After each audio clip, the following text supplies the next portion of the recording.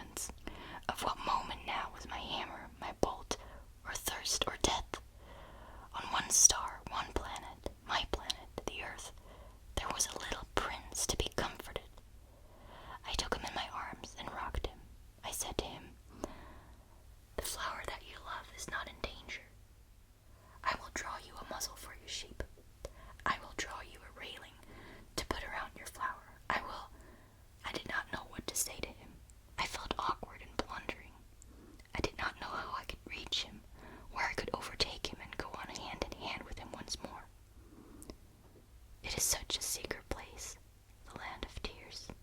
I soon learned to know this flower better. On the little prince's planet, the flowers had always been very simple. They had only one ring of petals.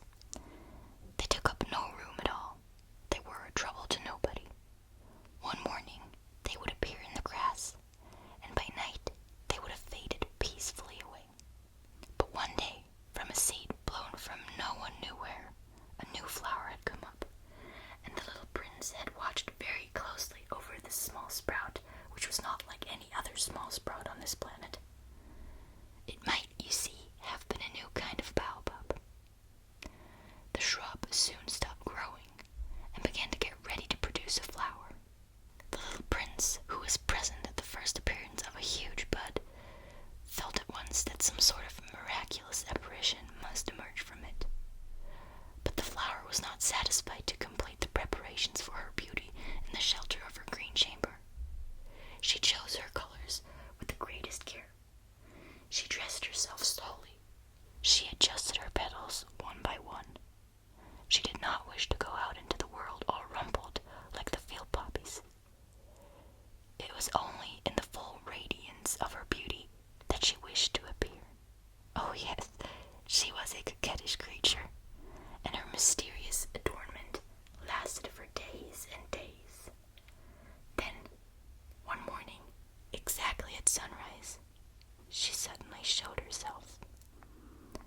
And after working with all this painstaking precision, she yawned and said, I am scarcely awake. I beg that you will excuse me. My petals are still all disarranged. But the little prince could not restrain his admiration. Oh, how beautiful you are! Am I not? The flower responded sweetly, and I was born at the same moment as the sun.